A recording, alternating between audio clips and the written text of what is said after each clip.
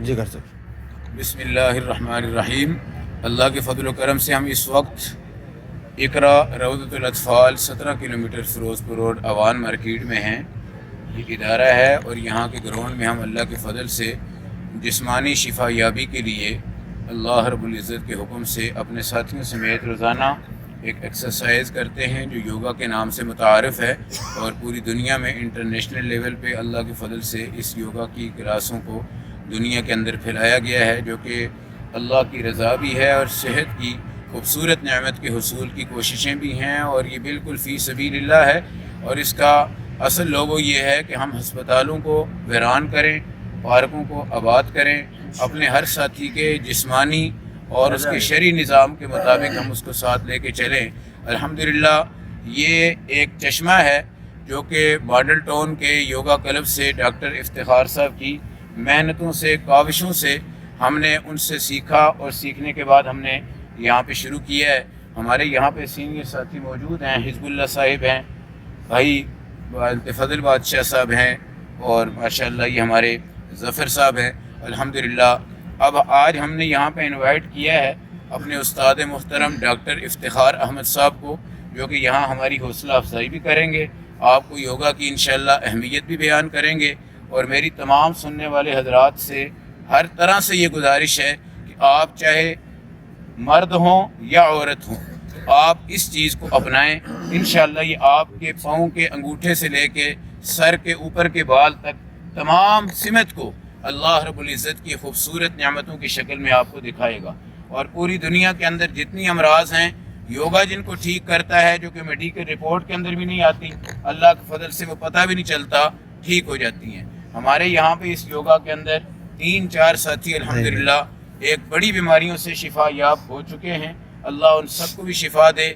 और हमारे आने वाले डॉक्टर इफ्तिखार अहमद साहिब, जिनको अल्लाह रब्बुल इज़्ज़त ने एक खूबसूरत इस एक्सरसाइज की बेहतरीन मेहनतों से नवाजा है, वो आज आपके सामने ये भी बयान करेंगे कि जब उन्होंने योगा किया है, उस योगा से पहले उसकी क्या कंडीशन थी। वो एक बेड के ऊपर थे और उनके लिए उठना चलना मुश्किल था। अल्लाह ने उनको योगा की खूबसूरत नियामत से एक सेहत अता फरमाई। आज वो सैकड़ों लोगों के लिए एक बेहतरीन नियामुल बदल के तौर पे योगा करवा रहे हैं, और मुख्तलिफ़ जगहों पे इंटरनेशनल लेवल पे भी अल्लाह ने उनको अच्छे अच्छे पोस्टर से नवाजा है। तो हम उनको इंशाअल्लाह खुश आमदीद भी कहेंगे, और हमारे तमाम हाज़रीन और सामईन इसको नियामत उज़्मा समझें और नाशुक्री ना करें। और सुबह फजर की नमाज के बाद आप यहाँ पे जहाँ पे भी हों, घर में भी हों, पार्क में भी हों, आप इस नेमत को इस्तेमाल करें। ये हमारा तजर्बात की रोशनी में दावा है। इंशाअल्लाह कोई मर्ज़ ऐसा नहीं है योगा जिसको छोड़ दे और उसको टच करके ठीक ना करे। ये इंशाअल्लाहुल अज़ीज़ यहाँ के हम तमाम साथी भी और पूरी दुनिया में जो योगा करने वाले हजरात हैं, वो अपने तअस्सुरात बयान करके आपको कभी मनफी पहलू नहीं देंगे, मुस्बत पहलू देंगे। हमारी दुआ है अल्लाह हम सब का आज का ये सेशन अपने फजल व करम से कबूल फ़रमाए, और हम इसको हमेशा अपनी ज़िंदगी का जुज़्व लाजिम बना लें, और अपने बच्चों और अपनी बच्चियों और अपनी औलाद और अहल अयाल के लिए जो उनका मुस्तक़बिल हमने फ़ैसले करने हैं, उसके लिए हमारी जवानी ज़रूरी है। हमारा बेड पे पड़ जाना, बीमार रह जाना, इसकी कोई हैसियत नहीं है। अल्लाह आप सबको जज़ाए खैर दे, अल्लाह आपको अमल की तौफ़ीक दे, हम सबको अल्लाह रूहानी जिस्मानी इज़्ज़तों से नवाजे। व आखिर दावाना अल्हम्दुलिल्लाह रब्बिल आलमीन।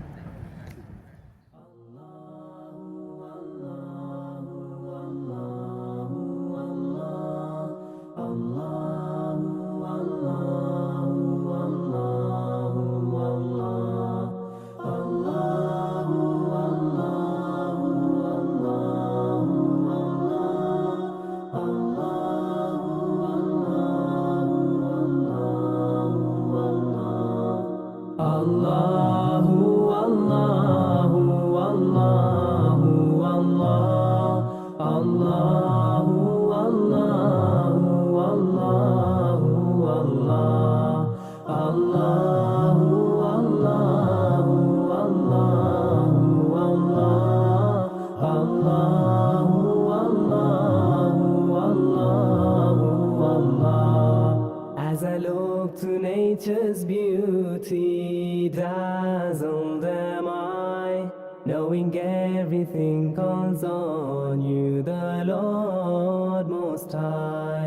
अल्लाहुल्लज़ी यहदीना जमीअन अल्लाहुल्लज़ी नअतज़ बिही जमीअन।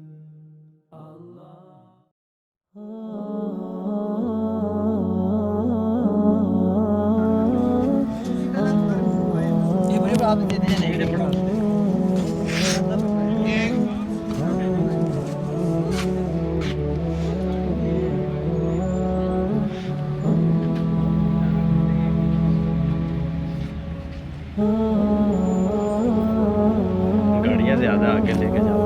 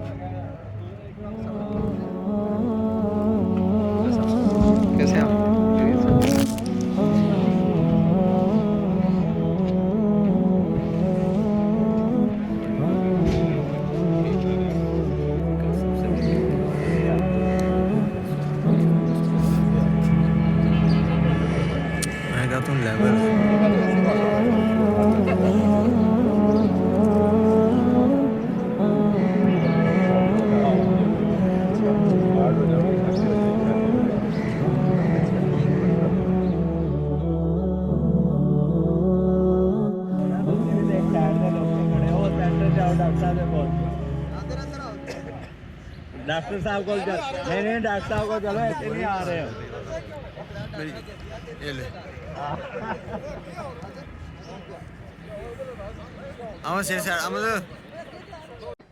आज हम सब हजरात यहाँ पे योगा एक्सरसाइज के लिए जमा हैं और ये जितने भी हजरात हैं आगे पीछे दाएं बाएं, ये सब फैज़ है डॉक्टर इफ्तिखार अहमद साहिब का, जो हमारे भी उस्ताद हैं और सैकड़ों लोग इनसे फैज़याब हो चुके हैं।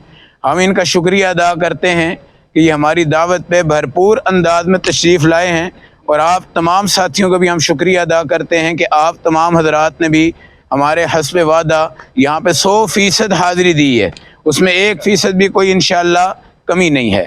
हमारे इकरा के यहाँ योगा क्लब के अंदर तकरीबन 25 से 30 साथी हैं जो हमारे योगा में शरीक हो चुके हैं। उनमें से कुछ साथी कभी आते हैं कभी नहीं आते। 15-20 साथी हमारे माशाल्लाह रेगुलर योगा कर रहे हैं, और अल्हम्दुलिल्लाह डॉक्टर साहब की हिदायत और रहनुमाई और सरपरस्ती और निगरानी में हम हफ्ते में एक दिन वहाँ पर भी हाज़िर होते हैं ताकि कमी और पेशी को दूर किए जा सके। आज इनके आने से आप सब हजरात की और मेरी इंशाअल्लाह हौसला अफजाई होगी, और आप तमाम हजरात ने डॉक्टर साहब की हिदायत को भी, रहनुमाई को भी, और योगा की अहमियत को भी, और जितने हजरात यहाँ पे आए हैं एक एक लफ्ज़ इनका कीमती होगा इंशाअल्लाहुल अज़ीज़। ये आपकी रहनुमाई करेंगे कि आप जो योगा करने आते हैं ये वक्त का ज़िया है, या वक्त को इस्तेमाल करने की बात है।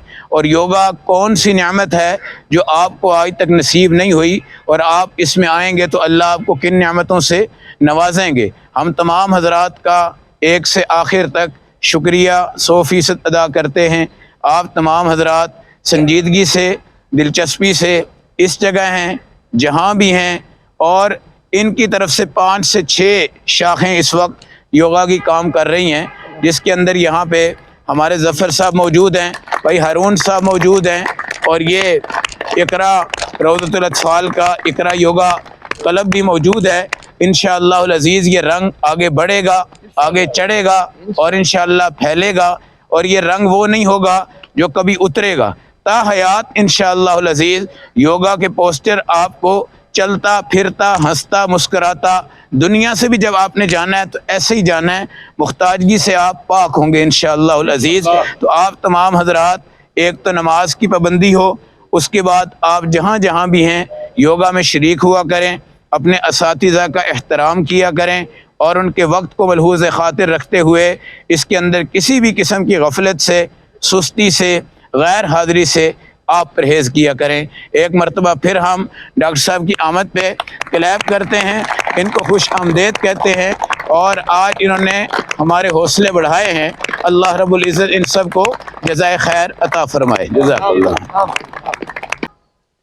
मैं यकीन मानिए आप तमाम मुअज़्ज़ज़ मेहमाने गिरामी और आप सब प्यारे भाइयों और दोस्तों का बेहद ममनून हूँ कि आप लोगों ने मुझे वो इज़्ज़त अता की है, वो इज़्ज़त अता की है कि जिसके मैं काबिल नहीं हूँ।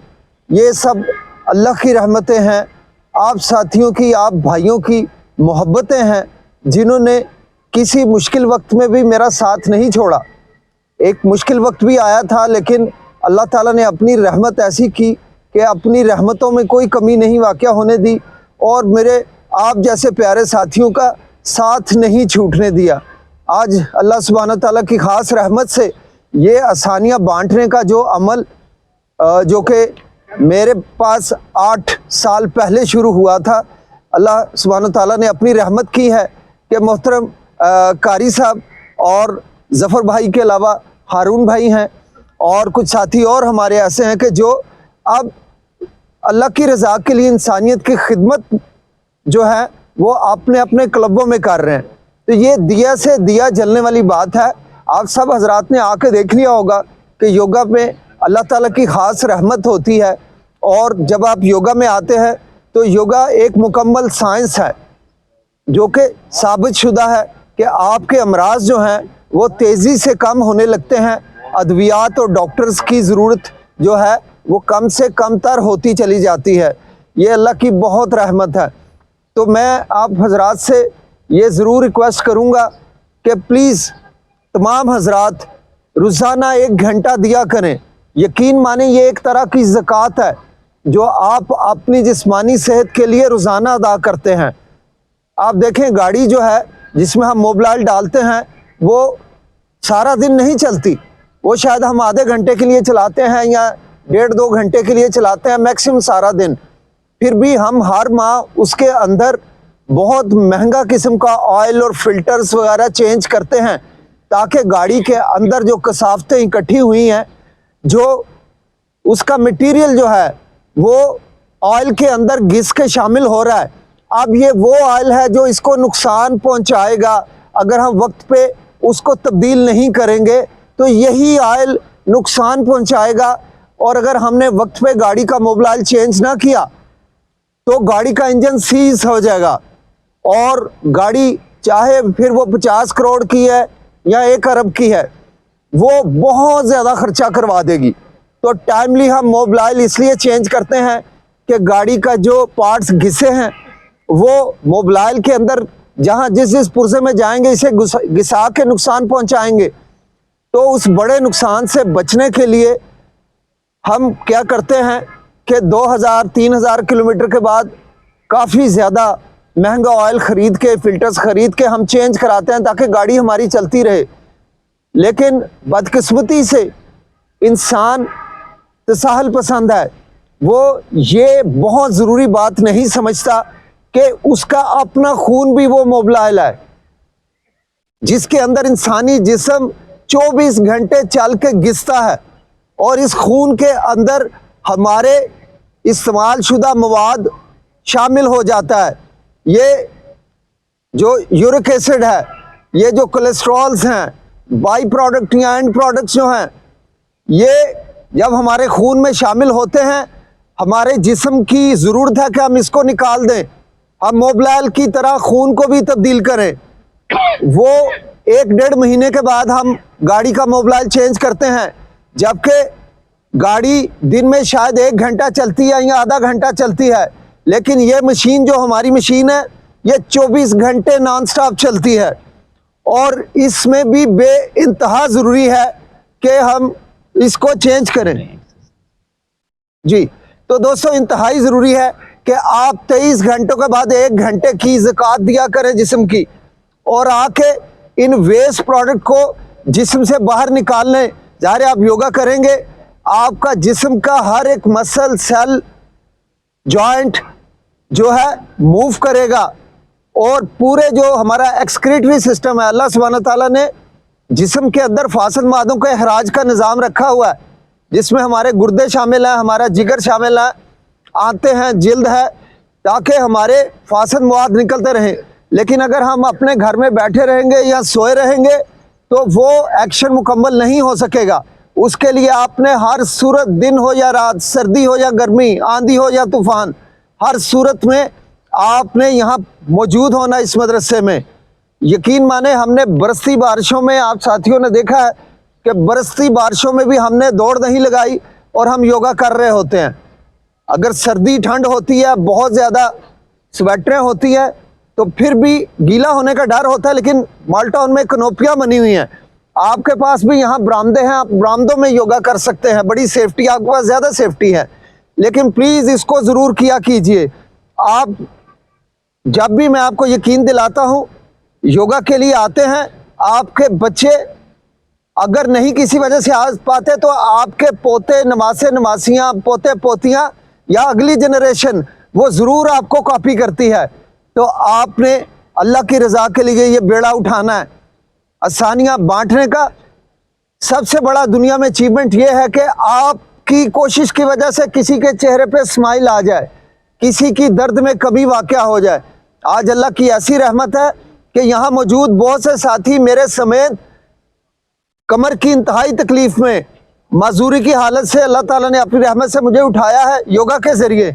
बहुत से भाई यहाँ उठ चुके हैं और बहुत से भाई बहनें, हमारी बेटियाँ हमारे घरों में मौजूद हैं जो अब ज़िंदगी की दौड़ में रमा दवा हुई हैं अल्लाह की रहमत से, योगा की वजह से। तो साथियों, इसका बेड़ा उठा लें, अल्लाह से वादा कीजिए कि अल्लाह की रज़ा के लिए आसानियाँ बांटने के इस अमल का मुसलसल हिस्सा रहेंगे।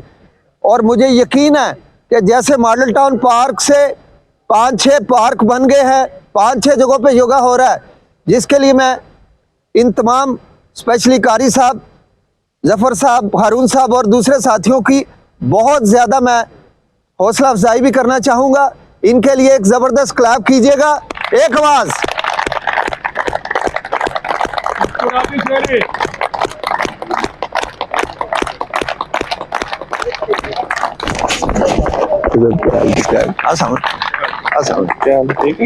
के लिए भी क्लैप हो रहा है। मुबीन साहब आ गए हैं, ये भी हमारे बड़े पुराने साथी हैं।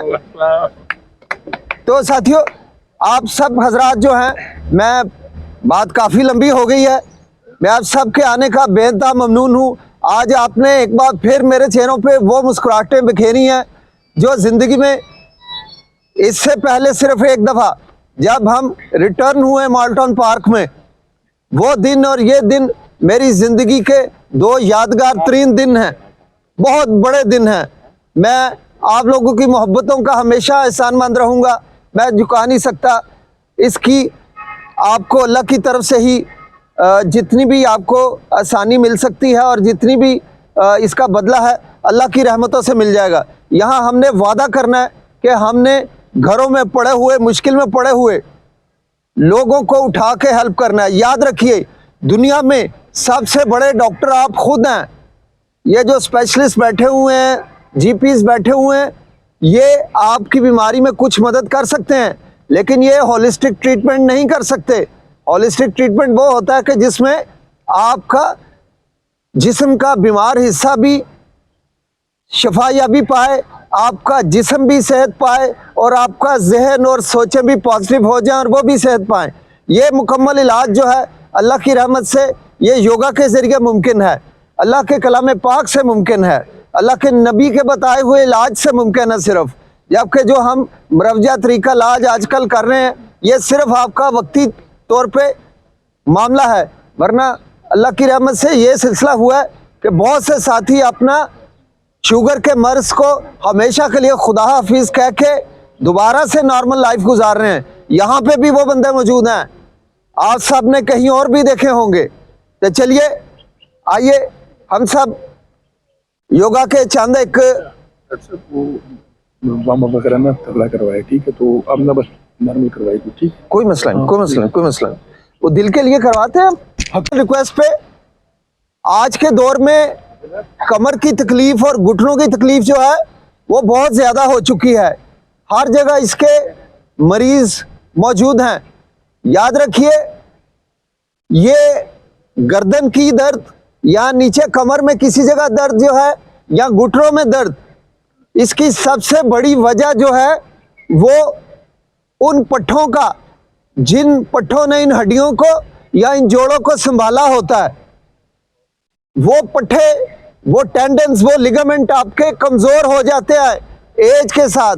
आप सब जानते हैं कि 30 साल की उम्र के बाद बॉडी धीरे धीरे जवाल की तरफ जाना शुरू हो जाता है, इंसानी जिस्म, बल्कि कायनात की हर शय को जवाल है। तो आपने क्या करना है, 30 से 40 तक ये सफ़र जो डिक्लाइन का है, जिसमें जिस्म आस्ता आस्ता अपनी कमज़ोरी और तनज़्ज़ुली की तरफ जाता है, इसी में अपने आप को संभाल लेना है, वरना 40 के बाद मसाइल आपके धीरे धीरे आने और बढ़ने शुरू हो जाएंगे। तो सिर्फ हमने पट्ठों की स्ट्रेंथ को बढ़ाने के लिए कोशिश करनी है और वो हम करते हैं, फिर आपको कोई कमर दर्द नहीं होगी, फिर किसी तरह का भी कोई घुटनों का पेन नहीं होगा। इसमें हमारे पोस्चर को बहुत ज़्यादा बड़ा अमल दखल है। पोस्चर से मुराद हम किस तरह खड़े होते हैं, किस तरह हम बैठते हैं, किस तरह हम लेटते हैं और किस तरह ज़मीन से बैठते उठते हम किस तरह से हैं। तो आप हजरात सारे प्लीज़ तशरीफ़ रखिए, मैं छोटी सी चंद एक बेसिक बातें बता देता हूँ जो बहुत ज़रूरी हैं कमर दर्द को लेके और घुटनों की दर्द को लेके।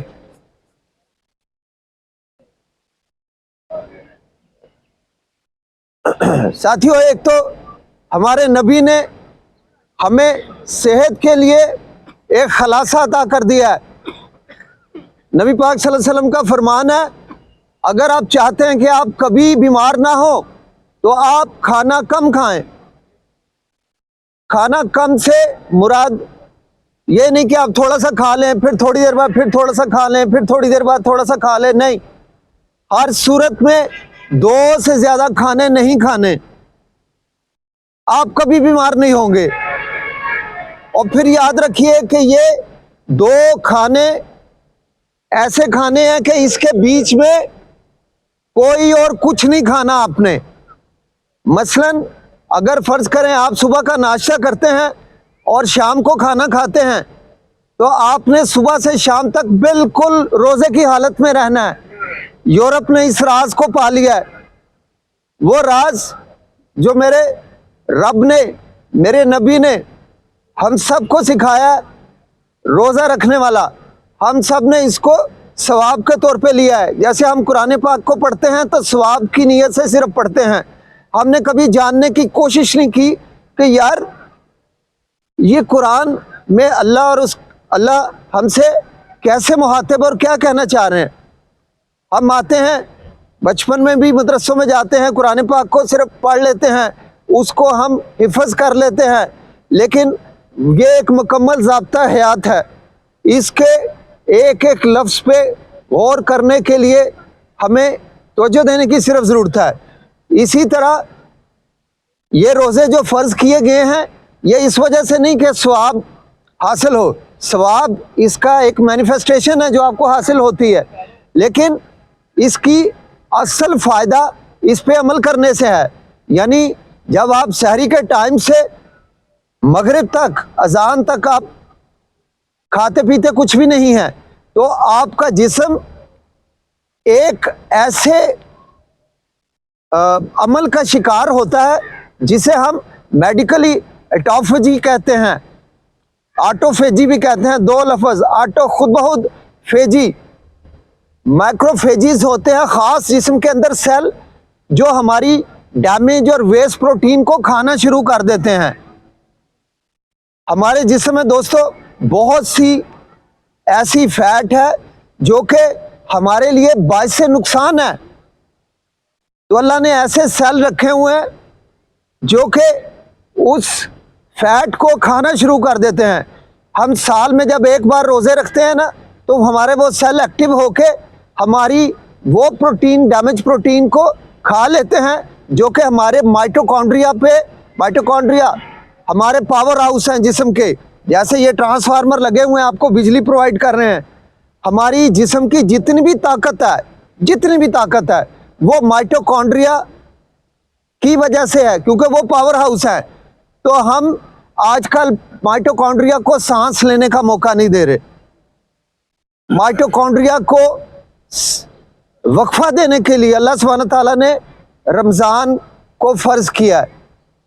सवाब एक इसका एक दूसरी चीज़ है, लेकिन बदकिस्मती से हमारी तालीम नहीं थी, ओरिएंटेशन नहीं थी, तो हमने इसको सवाब की नीयत से देखा है। ये नहीं देखा कि इसका जिस्म को किस कदर बड़ा फ़ायदा है। तो इसको, ये जो एक महीने में हमारे पे रोज़े फ़र्ज किए गए हैं, इसको अब यकीन माने यूरोप में, एडवांस कंट्रीज़ में रोज़ाना की बुनियाद पे अपना लिया है। अल्लाह की रहमत से कुछ महीनों से मैंने भी उसको अपना लिया है। यानी दिन में सिर्फ 2 खाने खाएं। आपको आज भी मैं कह सकता हूँ आपकी हर बीमारी वापस हो जाएगी। ना होगी तो आप मेरे पास आइएगा और मुझे गिला कीजिएगा कि डॉक्टर साहब मैंने आपकी बात पे अमल किया और मेरी शुगर की बीमारी कम नहीं हुई या ख़त्म नहीं हुई। इसके लिए दोस्तों आपको 2 खानों पे आना पड़ेगा। यानी बदकिस्मती से 3 खानों का कोई तस्वर नहीं है दुनिया में, मगर हम लोग बड़ी नादानी में 3 खाने खाते हैं। मतलब सुबह नाश्ता किया, दोपहर का खाना खाया और रात को खाना खाया। ये ज़िंदगी इस कदर ख़राब है कि इस ज़िंदगी में बीमारियों के सिवा कुछ भी नहीं है। आज देखें हर घर में किस कदर बीमारी है, अस्पतालों का रश है, तो मेरा दिल जलता है। खुदा शाहिद, मैं लेबॉर्ट्रियों और अस्पतालों में जाता हूँ, डॉक्टर वो रोज़ाना मेरा आना जाना रहता है, मगर मुझे तकलीफ़ होती है। ये लोग जो 5-5, 6-6 घंटे इंतज़ार कर रहे हैं डॉक्टर का, काश के ये 1 घंटा पार्क को दे देते तो आज ये किसी सूरत यहाँ ना होते। आज भी 3 खानों का जो नज़रिया है उसको बदल दें, 2 खानों पे आ जाएं, आपको कोई कमज़ोरी नहीं होगी। मैं आपको सामने खड़ा हूँ, अल्लाह को गवाह करके कहता हूँ, मैं सिर्फ 1 खाने पे आ गया हूँ। मैं सारा दिन में 24 घंटों में सिर्फ 1 नाश्ता करता हूँ, बस सारा दिन भूखा रहता हूँ। 5 योगा की क्लासें करता हूँ। कमज़ोरी किस चीज़ का नाम है अल्लाह शाहिद है, मेरे गुमान में भी नहीं है। इसलिए कि मैं अपने माइटोकॉन्ड्रिया को पूरा रेस्ट देता हूँ। वो जिस्म की बत्ती को जला के रखता है, वो मेरी एनर्जी को घुमाए रखता है, फ्लो में लेके आता है। आप सब भी बहुत करना है तो 2 खानों पे आ जाए। मैं आपको आसान तरीका बता दूंगा कि 2 खानों में कैसे आप जो है आसानी से सारा दिन गुजार सकते हैं। मेरे साथ और भी साथी कुछ शामिल हुए जिन्होंने 1 खाने पे अपनी ज़िंदगी गुजारनी शुरू कर दी। आज इत्तेफाक से वो यहाँ पे नहीं है। 137 किलो उनका वज़न था जब वो तकरीबन 1 माह पहले मेरे पास आए, 137, और उनको मैंने गाइड किया। अब वो माशाल्लाह मेरी तरह 1 दिन में खाना खाते हैं। अब कल वो बता रहे थे मैं 137 से 114 किलो पे आ गया हूँ, सिर्फ दिन में 1 खाना खाने से। और दुनिया की हर मर्ज वापस हो जाती है जब आप अपनी ज़िंदगी से खानों का एक निकाल देंगे, एक वक्त का खाना निकाल देंगे, आपकी अद्वियात तेज़ी से कम होने लगेंगी। 1 महीने के अंदर देखिए नुमाया फ़र्क पड़ जाएगा आपको, और आप यकीन जाने सब साथियों को बताना शुरू हो जाएंगे। अब मैं तरीका बताता हूँ कैसे आसानी से आपने 2 खानों पे आना है। सुबह 7-8 बजे खाना मत खाइए। खाना आपने खाना है ऐसे टाइम पे कि जब 2 खाने एक हो जाएं। कोशिश करें 11 बजे आप खाना खाएं। इवन मैंने बहुत से शुगर के मरीजों को भी ये देखा है कि वो चाहे दोपहर को या शाम को भूख बर्दाश्त कर सके ना कर सकें, उन्हें मैंने कहा है कि लेट करें, वो कहते हैं 11-12 बज जाते हैं, अगर हम खाना ना खाएं तो हमें कोई मसला नहीं होता। अक्सरियत शुगर के मरीज़ों की ऐसी है। तो प्लीज़ कोशिश करें कि 11 बजे आप नाश्ता करें। फिर आप अगर अपने कारोबार पे जाते हैं या दफ्तर में जाते हैं तो अक्सर चाय का वक्फा होता है, वहाँ आप नाश्ता कर सकते हैं। जो टिफ़िन आप दोपहर को उठा के ले जाते हैं उसी टिफ़िन में अपना नाश्ता ले जाएं। 11 बजे जो छोटा चाय का वक्फा आता है उसमें आप नाश्ता करें। अब ये वो नाश्ता होगा जो दोपहर का भी और सुबह का भी दरमियानी टाइम है। इससे क्या होगा, जब आप 11 बजे नाश्ता करेंगे शाम तक आपको कुछ नहीं खाना, शाम को फिर आपको भूख लग उठेगी। आपने सूरज गुरूब होने से फौरन पहले या फिर फौरन बाद आपने अपना दूसरा खाना खा लेना दिन का। मगरिब पड़ते ही कोई देर नहीं होनी चाहिए। फिर आप यकीन जाने आपकी ज़िंदगी से डॉक्टर्स, अद्वियात और हर परेशानी दूर हो जाएगी। मेंटली आप रिलैक्स रहना शुरू हो जाएंगे। आप इसको आजमा के देखिए, दुनिया के डॉक्टर्स, दुनिया की अद्वियात, लेबॉर्ट्रियाँ आपसे दूर होनी शुरू हो जाएंगी। इस पे प्लीज़ अमल कीजिए। फिर 11 से फ़र्ज़ करें 6 बजे तक, आजकल 5 बजे मगरिब का टाइम है, 11 से 5 बजे तक आपने कोई फ्रूट भी नहीं लेना, कोई खजूर, कोई चीज़ नहीं चखनी। फिर 5 बजे से लेके अगले दिन सुबह 11 बजे तक आपने भूखा रहना है, मगर आपको पता नहीं चलेगा, बीच में 6-7-8 घंटे सोते हुए गुजर जाएंगे।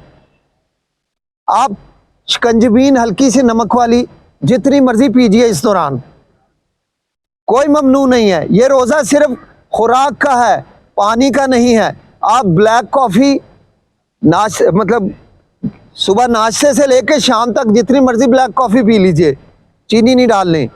फिर हल्की सी नमक वाली शिकंजबीन जितनी मर्जी पीजिए, चीनी नहीं डालनी। या फिर पानी जितना मर्जी पीजिए। खुराक कोई नहीं खानी आपने, कोई फल फ्रूट भी नहीं खाना इन टाइमों के दौरान, यानी 11 से शाम 5 बजे तक और शाम 5 से लेके अगले दिन 11 बजे तक। तो यकीन मानिए, ये अल्लाह की रहमत से मैं बहुत ज़्यादा पुख्ता यकीन से कहता हूँ कि आपकी बड़ी तेज़ी से बीमारियाँ कम होगी, तकलीफ़ें। और दोपहर को हमारे घरों में हमारी बहनों को, हमारी माओं को वक्फा भी मिलेगा। दोपहर के खाने नहीं धुलेंगे, उनको नहीं धोने पड़ेंगे, ये मशक्क़त से वो बच जाएंगी। इसके अलावा आपके खाने के पैसे बच जाएंगे। जो खाने दोपहर के खाने पे लग रहे हैं वो पैसे बच जाएंगे, यकीन माने। तो आपकी बचत भी होनी शुरू हो जाएगी। इसमें इतनी भलाई है जिसका इंतहा कोई नहीं। तो साथियों, कमर की तरफ आता हूँ। मुख्तसर बात इस तरफ लाने की कि कमर के जितने मरीज़ हैं उन्होंने 2-3 चीज़ें रखनी है। एक तो ये कि गाड़ी का दरवाज़ा खोलें, दरवाज़ा खोल के आपने ऐसे गाड़ी के अंदर नहीं बैठना। अगर आपको हिप जॉइंट की पेन है, आपको घुटने की पेन है या आपकी कमर की पेन है, तो दरवाज़ा खोल के एक पाँव से अंदर नहीं जाना। आपने दरवाज़ा खोलना है और सीट की तरफ अपनी कमर कर देनी है। दरवाजे के ऊपर हाथ रख के आराम से बैठें और फिर दोनों पाँव इकट्ठे उठा के अंदर रखें। फिर जब गाड़ी से आप बाहर निकलें तो आप दोनों पाँव पहले बाहर निकाल लें, दरवाजे पे हाथ रखें, उठें। आप हैरान रह जाएंगे, इतनी आसानी। आप कहेंगे यार ये तो, और इससे बड़ी तेज़ी से आपकी कमर की तकलीफ़ और घुटनों की तकलीफ़ या हिप जॉइंट की तकलीफ़ ठीक होनी शुरू हो जाएगी। आप इतनी आसानी से निकलेंगे, आप हैरान रह जाएंगे, यार इतनी आसानी थी, मैं खामखा इतनी ज़िंदगी मुश्किल में पड़ा रहा। क्योंकि जिस्म अगर फर्ज करें आपका 70-80 kg का है या 100 kg का है, तो जब आप ऐसे एक पाँव रखते हैं तो जिस्म का वजन एक कमर के एक तरफ आपके हिप और नी के ऊपर आता है, टखने के ऊपर आता है। तो जब आप बैलेंस तरीके से बैठेंगे तो आपको बड़ी आसानी होगी। उसी तरह निकले भी आप इसी तरीके से। फिर ये आपकी कमर, घुटनों और हिप के लिए सबसे पहला असूल है इन तकलीफ़ों से बचने का। दूसरा मैं आपको बता देता हूँ कि जब भी जिन साथियों को कमर की तकलीफ़ है या घुटनों और हिप की तकलीफ़ है, उन साथियों ने अपने अपने बेड्स को ऊंचा कर लें। नीचे एक एक ईंट रख लें या बेशक 2-2 ईंट रख लें, या पाए लगवा लें 6 इंच के पाए अपने बेड के नीचे, चारपाई के नीचे लगवा लें, ताकि आप आसानी से बैठ सकें अपने बिस्तर पे। आपको याद होगा हमारे बाप दादा जो बेड इस्तेमाल करते थे, जो चारपाई इस्तेमाल करते, वो काफ़ी ऊंची होती थी और उनको ये प्रॉब्लम नहीं थे। आजकल बेड आ गए हैं बिल्कुल ऐसे लो, नया स्टाइल, नया ज़माना, जिससे कि कमर का कबाड़ा हो जाता है, घुटनों का कबाड़ा हो जाता है। बेड्स आपने ऊंचे कर लीजिए और आपने ऐसी कुर्सी पे नहीं बैठना, ऐसे मूड़े पे नहीं बैठना जो बहुत नीचे है। ओके, अपने सोफों के नीचे बेशक ईंटें रख लें या पाए लगवा लें, सोफे आपके ऊंचे हो जाएं। याद रखिए, कमर और घुटनों की पेन से बचने के लिए आपको बैठना है तो आपका हिप जॉइंट आपके नी जॉइंट से ऊंचा होना चाहिए। अगर आपके घुटने ऊंचे रह जाएंगे और हिप जॉइंट आपका नीचे जाएगा तो जब आप उठने लगेंगे तो बहुत जोर लगेगा। ये पुश के ऊपर पूरा स्ट्रेस आएगा, घुटनों के ऊपर बहुत ज़्यादा स्ट्रेस आएगा। लेकिन अगर आप किसी ऐसी चेयर पे बैठते हैं कम से कम जिसमें आपके घुटने और हिप जॉइंट एक बराबर हैं, या हल्का सा हिप जॉइंट ऊंचा है तो वो बहुत अच्छा है। उससे आपको घुटने और कमर की तकलीफ ऑटोमेटिकली उसमें बड़ी आसानी हो जाएगी। इसके अलावा जिन साथियों को कमर की तकलीफ है, उन साथियों ने बिस्तर पर लेटना इस तरह से कि ऐसे हाथ रख के पहले एक कोहनी लगा लें, दूसरी लगा लें और आप लेट जाएं। जब फिर उठने की ज़रूरत हो तो ऐसे कभी नहीं उठना। हमारे यहाँ सबसे बड़ी खराबी ये है कि कोई आता है या हमने उठना है तो हम तेज़ी से क्रंच करके उठते हैं। क्रंच करके नहीं उठना, क्योंकि जब आप क्रंच करके उठते हैं तो आपकी स्पाइन के ऊपर 365 पाउंड का लोड आ जाता है। जब आप सीधे उठते हैं, सीधे नहीं उठना। जैसे मैंने बताया था ना, एज के साथ साथ पट्टे कमज़ोर होते जाते हैं, तो सीधा हम उठते हैं। जब ऐसे झटके से उठते हैं तो हमारी डिस्क जो है मसल टोन कम होती है, 365 पाउंड का लोड आता है। हमारी अंदर जो कुशन है, 2 मोहरों के दरमियान डिस्क है, वो बाहर आनी शुरू हो जाती है। वैसे भी इंसान, आपने देखा ना, जूं जूं उम्र ज़्यादा होती है हौले हौले हौले इंसान झुकना शुरू हो जाता है बहुत लो डिग्री से। तो जब आप सीधे उठते हैं तो आपकी डिस्कें एक झटके के साथ थोड़ा थोड़ा बाहर आनी शुरू हो जाती हैं। वो पट्टे जो उसको होल्ड करके रखते हैं, एक जगह रोक के रखते हैं, वो पट्टे कमज़ोर होने से आसानी से डिस्कें बाहर आनी शुरू हो जाती हैं। तो आपने जब भी उठना है, कमर के मरीज़ को बताना है कि जब भी उठना है साइड पे करवट लेके उठना है, एक हाथ ज़मीन पे रखा, चाहे दाएं से चाहे बाएं से, और थोड़ी सी कोहनी का जोर और थोड़ा सा हाथ का जोर। सबसे पहले आपने इस पोजीशन पे आना है, इसके बाद इस पोजीशन पे आना है और फिर एड़ियाँ उठा देनी है। एड़ियाँ जब उठ जाएंगी तो आपकी कमर सीधी हो जाएगी, बिल्कुल सीधी हो जाएगी। अब आपने सांस को हल्का सा अंदर खींचना है, बहुत आसानी से उठा जाएगा, बहुत आसानी से। और आखिरी बात, कमर की तकलीफ में आपने तिनका भी उठाना है तो ऐसे जाके नहीं उठाना, तिनके के पास चले जाएं, ऐसे जाके सीधा बैठे, इसको पकड़ें और इसी तरह सीधे उठ जाएं। फिर अगर कोई भारी चीज़ है, वज़न वाली चीज़ है, तो आप उसके पास जाएं, दोनों तरफ से पकड़ें, अपनी एड़ियाँ उठाएं और सीधा देखते हुए सांस खींचें, इस तरह उठ जाएं। कमर की कोई प्रॉब्लम नहीं होगी। ये बुनियादी असूल थे कमर की तकलीफ से बचने के लिए, बुनियादी असूल हैं, और इस पे अमल करके आप उन सारे मरीज़ों के लिए और अपने लिए एक आसान बेहतर ज़िंदगी कर सकते हैं। बहरहाल मैं चंद एक आपको कमर की तकलीफ़ के मरीज़ों के लिए पोज बता देता हूँ। डॉक्टर मुअज़्ज़म ज़रा आइएगा।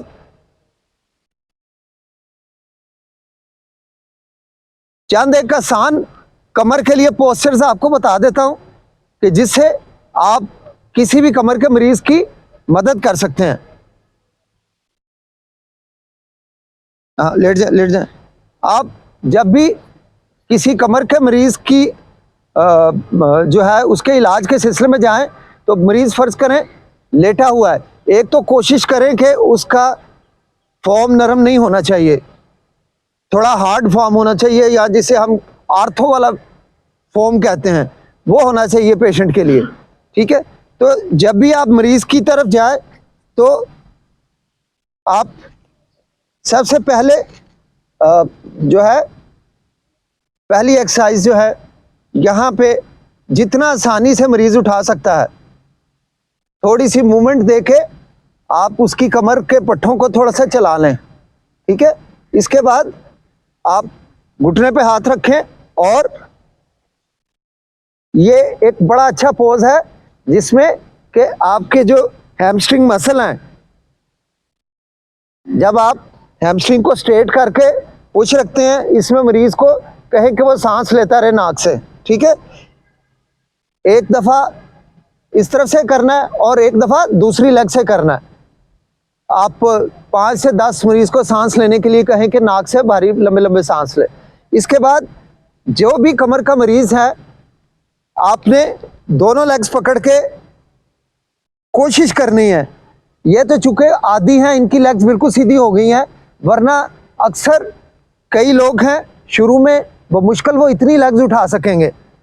आपने धीरे धीरे कुछ कुछ सांसों के बाद हल्का हल्का सा आगे आना है, और अगर मुमकिन हो तो यहाँ पे 90 डिग्री पे अब यहाँ से पंजे पकड़ के नीचे की तरफ दबाने हैं, तो मरीज को बहुत ज़्यादा सुकून मिलेगा, बहुत ज़्यादा सुकून मिलेगा इस पोज में, क्योंकि इसमें जो आपके स्पाइन के मसल्स हैं वो एक स्ट्रेच कंडीशन में आ जाएंगे, आपके जो मोहरे हैं वो स्ट्रेट लाइन में आ जाएंगे, और डिस्कें जो हैं वो अपनी असल पोजीशन पे आएंगे, जिससे मरीज़ को बहुत सुकून मिलेगा, सुख का सांस मिलेगा। एक तो ये पोज है। दूसरा, मरीज़ से कहें कि वो बारी बारी अपना घुटना जो है ना बेंड करके अपनी छाती से लगाने की कोशिश करे। हाँ, घुटना बेंड करें, यस, और इस लेग को थोड़ी से उठा के थोड़ा सा पंजा नीचे की जानिब स्ट्रेच कराएं, और मरीज से कहें कि वो सांस लेता रहे नाक से। ओके, ये दोनों तरफ कराएं। इसके बाद अगला है अपान आसन। अपान आसन जो है वो कमर को बड़ा सुकून देता है। दोनों घुटने पकड़ के चेस्ट से लगाएं, यस, इसको हम कहते हैं अपान आसन। इसमें भी आपके मोहरे जो हैं वो और पट्ठे, उनकी टोन बहुत अच्छी बनती है, अलाइनमेंट होती है आपके स्पाइनल कॉलम की, और डिस्कें और मोहरे जो हैं वो अपनी जगह आ जाते हैं। ये बहुत ही एक इफेक्टिव अपान आसन है। इसके अलावा तीसरी जो वर्जिश है वो इसे हम कहते हैं ब्रिज पोज, जिसमें मरीज से कहें कि कोशिश करें जितना भी मुमकिन है। कई मरीज ज़्यादा तकलीफ की वजह से ज़्यादा कोशिश नहीं कर सकेंगे, थोड़ी सी अपनी थाई के मसल्स की और थोड़ी सी हिप और कमर के मसल से, ये याद रखना है, इसमें मरीज के पाँव तिरछे नहीं होने चाहिए, बिल्कुल सीधे पाँव होने चाहिए। और कोशिश करें कि मरीज जो है हिप डाय के मुताबिक अपनी एड़ियाँ खोल ले, पाँव सीधे हो, और ये ब्रिज पोज है, जितना भी आसानी से आ सके मरीज को कहें कि इस ब्रिज पोज पे आए। ओके, ये बहुत ही अच्छा है कमर दर्द के लिए। इससे घुटनों की दर्द में भी बड़ी राहत मिलती है इस ब्रिज पोज से। इस ब्रिज पोज से आपका वज़न भी कम होने लगता है। ये पेट, बढ़े हुए पेट के लिए भी बहुत अच्छा है। और चौथा इसका बड़ा फ़ायदा कि जब आप ब्रिज पोज में जाते हैं तो आपके कीगल मसल की स्ट्रेंथ और टोन बनती है, तो जो साथ ही मर्दाना कमज़ोरी का शिकार हैं, उनके लिए भी ये पोज बहुत अच्छा है, ये जो ब्रिज पोज मैंने बताया था। ठीक है, इसके बाद मतलब स्पाइन के वैसे तो 100 के हिसाब से ऐसे पोस्चर्स हैं जो मैं बता सकता हूं, लेकिन मैं चंद एक आपको इसलिए बताना चाह रहा हूं कि आप कोई मरीज़ अगर आज भी जाके देखें तो चूँकि इसके मरीज़ हर घर में हैं, कोई घर नहीं बचा हुआ कमर की तकलीफ़ के हाथों, और घुटनों की भी मिसाइल बहुत ज़्यादा लोगों में है। तो ये एक 3-4 ये एक्सरसाइज बहुत अच्छी हैं। इसके अलावा डॉक्टर साहब ज़रा साइड चेंज करें। ठीक है, मरीज को कहें कि वो पेट के बल लेट जाए। अब शुरू में चूंकि हमारा जो सबसे ज़्यादा डिस्क के स्लिप होने का एरिया है वो है L4 और L5 एरिया। अच्छा, और इसके अलावा L5 S1 दो जगहों पे सबसे ज़्यादा डिस्क जो है स्लिप होती है, और इसमें हमारे काम करने का भी बड़ा तरीका है। जैसे फ़र्ज़ करें कोई मोची है तो वो सारा दिन झुक के जूते गांठता रहेगा, अगर कोई खराद के ऊपर काम करने वाला है तो वो सारा दिन खराद मशीन चलाता रहेगा, और ये वो पोजीशन है जो कमर की पोजीशन नहीं है। ठीक है, लिहाजा अब उसकी प्रोफेशन की मजबूरी है, मगर ऐसे लोगों को थोड़ी थोड़ी अगर वो आके दिन में योगा किया करेंगे तो उनके लिए इंशाल्लाह हर चीज़ मिट जाएगी। अब यहाँ पे ख़ास तौर पे आपने कोबराज में देखा कि कोबरा में बहुत ज़्यादा कमर के लिए फ़ायदा है, और कोबरा के पोस्चर से आपके घुटनों को भी फ़ायदा पहुँचता है। इसमें पहला तो यह कि कंधों के नीचे हाथ रख के दोनों कोहनियाँ जिस्म के साथ लगा के ना, तो मरीज से कहें कि इनहेल करके थोड़ा सा हाथों पे वजन लेके उठे। डॉक्टर साहब थोड़ा सा उठे। ये पोज जो है ये मिनी पोज कोबरा पोज कहलाता है, और इससे डिस्क जो है वो आपकी जो बाहर आई हुई है वो अंदर की जानिब यानी अपनी असल जगह पे जानी शुरू हो जाएगी, और पट्ठों को नीचे आ जाए एक्सेल करके नीचे। ये मरीज से कहें कि 4-5 सेकंड के लिए या 6 सेकंड के लिए इस पोजीशन को बनाएं, और सांस को रोकना नहीं है, सांस को चलाते रहना। दूसरा पोज जो है इसमें हाथ आगे कर लेने हैं, चेहरे के बराबर लाने हैं, और इनहेल करके जी ये कि अब बाजू सीधे हो जाएंगे, बिल्कुल सीधे हो जाएंगे, और चेहरा ऊपर उठ जाएगा। तो स्पाइन की कंडीशन जो है नेचुरल कंडीशन आएगी। ये हिस्सा जो हमारे ख़राब पोस्चर की वजह से बाहर आ रहा था, बल्क बन रहा था, बल्ज बन रहा था, डिस्कें बाहर आ रही थी, डिस्कें इससे अंदर जाएंगी, डिस्कें इससे अंदर जाएंगी। और तीसरे में दोनों हाथ कमर के ऊपर बांध के, ठीक है, ये हम छोटे नवाब या शालब आसना इसको हम कहते हैं। इनहेल करके मरीज से कहें कि वो अपनी चेस्ट को उठाए, बाजू सीधे रख के पीछे को जोर लगाना है। अगर फर्ज करें कि मरीज नहीं ये कर सकता तो आपने डाउन जाए, आपने यहाँ कंधों पे हाथ रख के थोड़ा सा उसको उठाना है, और चेहरा उठाने का उसे बोलना है कि वो सांसें लेता रहे। ये पोज उसको बहुत फ़ायदा देगा, बहुत ज़्यादा फ़ायदा देगा। और अगला पोज जो कि बहुत ज़्यादा फ़ायदे वाला, अगर कोई मरीज़ कर सके इसको, तो वो ये है जिसे हम धनुरा आसना कहते हैं। टखनों के पास से पकड़ लेना बड़ी मजबूती से, और मरीज से कहना कि वो इन लेग्स को पीछे की जानिब दिखा दे। माशाल्लाह कारी साहब ये बहुत खूबसूरत करते हैं। डॉक्टर साहब का भी पोज क्लैप कीजिए, बहुत शानदार पोज है। ये कमर दर्द का किलर पोज कहलाता है, कमर दर्द को किल कर देता है। ठीक है, अगर फिर मरीज नहीं कर सकता, तकलीफ है, मरीज नहीं कर सकता इसको, तो पहले चंद दिन वो हल्की हल्की एक्सरसाइजेस कराएं। जो ही उसमें बेहतरी आए तो उसका एक तरीकाकार है। बहुत से लोग देखने में बड़े तगड़े नज़र आते हैं, लेकिन वो जब उन्हें कहा जाता है ना कि आप लेग्स का पीछे जोर लगाएं, तो उनके हाथ छूट जाते हैं। बज़ाहिर बड़े तगड़े नज़र आने वाले लोगों के पट्ठों बड़े कमज़ोर होते हैं, तो ये हाथ बार बार छूट जाता है। मैं फिर क्या करता हूँ, कभी कभी ऐसे इधर कोई दुपट्टा या कोई बेल्ट बांध के या कोई रस्सी बांध के कलाई से इधर और इधर बांध लेता हूँ, दोनों तरफ, और फिर मैं मरीज के पीछे आके एड़ियाँ पकड़ता हूँ और मैं मरीज को ऐसे उठाता हूँ। ये बहुत शानदार पोज है, कमर की तकलीफ के लिए बहुत आला पोज है। याद रखिए, अगर कोई मरीज ये पकड़ सकता मजबूती से तो इसको मजबूती से पकड़ ले, लेकिन मैंने बड़े बड़े तगड़े भी देखे हैं कि जब मैं थोड़ा सा पीछे खींचता हूं तो उनके हाथ छूट जाते हैं। तो उसके लिए मजबूरन मुझे किसी कपड़े से या बेल्ट से उनके हाथ कलाइयाँ बांध के और टखनों के पास बांध के उनको थोड़ा पीछे खींचना पड़ता है। इससे मरीज जब खड़ा होता है ना, उसको लगता है कि जैसे मैं 3-4 इंच हवा में ऊपर आ गया हूँ। इतनी हल्की कमर हो जाती है कि मरीज अपनी खुशी बयान नहीं कर सकता। इतना फ़ायदा मिलता है इस पोज से। लेकिन ये पोज भी जो है ये पहले दिन ना कराएं, मरीज को 2-4 दिन करा के स्पाइन की, तो उसके बाद आप उसको आसानी से ये पोज करा सकते हैं। इसके अलावा एक पोज और बहुत अच्छा है कि मरीज से कहे हाथ खड़ा करे ऐसे, और इनहेल लेते हुए अपनी नज़रें अपने हाथ पे रखे और पाँव सीधे रखे। यहाँ सांस लेता रहे, फिर सांस छोड़ के वापस आए और फिर इनहेल लेके दूसरी जानिब जाए। तो इसमें पूरी स्पाइन आपके स्पाइन के मसल ट्विस्ट पे जाते हैं और उनकी टोन बढ़ती है।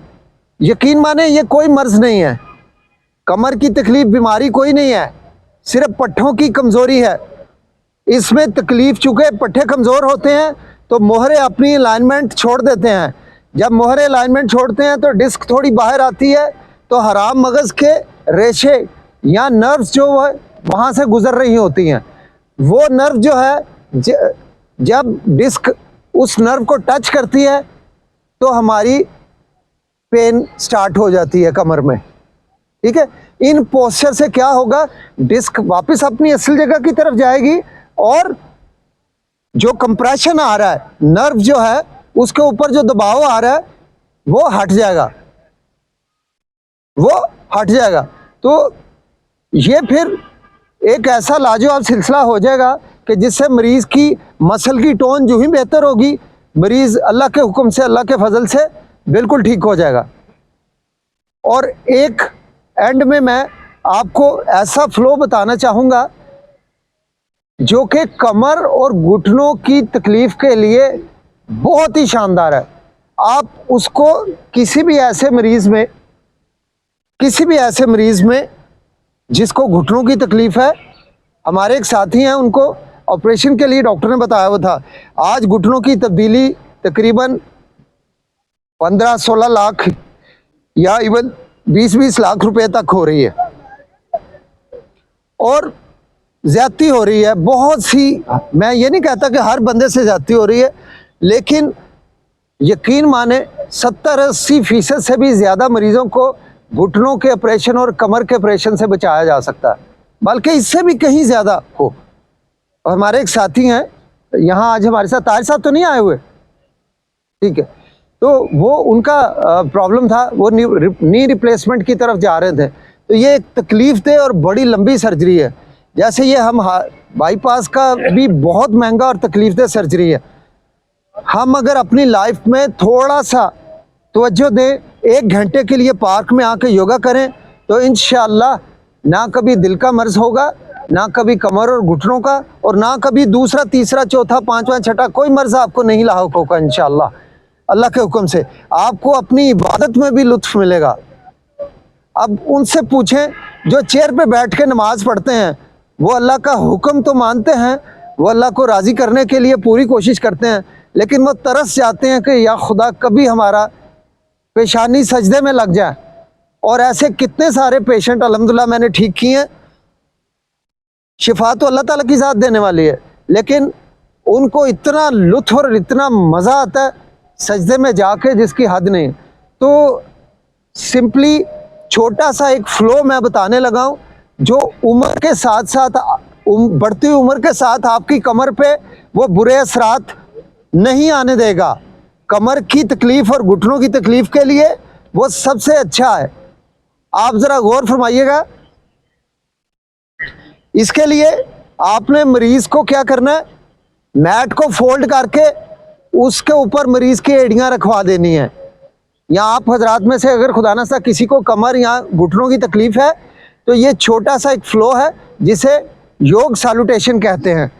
अब या तो मैट को फोल्ड करके उसके ऊपर एड़ियाँ रख के खड़ा हो जाए बंदा, या फिर ये ब्लॉक मिल जाता है 400-450 रुपये का, स्पोर्ट्स की शॉप से मिल जाता है, योगा ब्लॉक कहलाता है। ये ब्लॉक ले लें।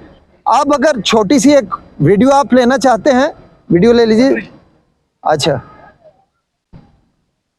ये देखें, आप बेशक मरीज है जिसे घुटनों में प्रॉब्लम है, और या आप लोग हैं कि आप चाहते हैं कि कभी आपको कमर की तकलीफ ना हो और कभी घुटनों की प्रॉब्लम आपके नज़दीक ना आए, तो ये सारी एहतियातें जो आपको मैंने बताई हैं, उनके साथ साथ ऐसे मैट पे पिछली तरफ आके ब्लॉक के ऊपर खड़े हो जाएं और यहाँ से ऊंचा सांस लेना है, अल्लाह के लिए हाथ बांधने हैं, फिर सांस खींचना है, बाजू कानों को पीछे ले जाके ऊपर, और फिर सांस छोड़ते हुए सर के पीछे, फिर ऊपर, फिर नीचे।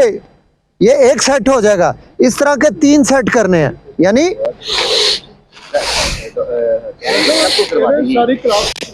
सारी क्लास। ठीक है, मैं एक बार इनको बता देता हूँ, फिर सारी क्लास को करवाता हूँ। मेरा भी इरादा था। ठीक है, आप सब साथियों ने एक बार गौर से देखना है मैं क्या कर रहा हूँ। इसमें सबसे जरूरी है सांस को आपने ऊंची आवाज के साथ लेना और छोड़ना है। ये एड़ियों के ऊपर मैं आया, मैं जरा जल्दी से आपको एक दफा दिखा दूं, फिर हम सब मिलके करेंगे।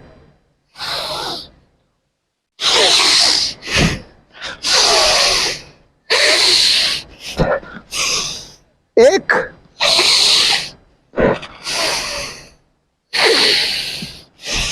दो,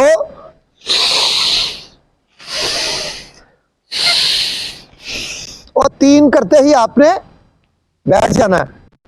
अब जैसे 3 खड़े होके हमने किए, 3 बैठ के करने हैं। सिर्फ बैठने में एक पोज को हमने इजाफी शामिल करना है।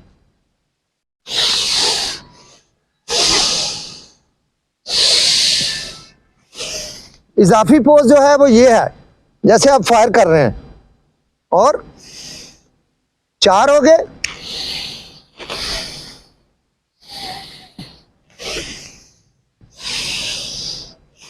ये हो गए 5,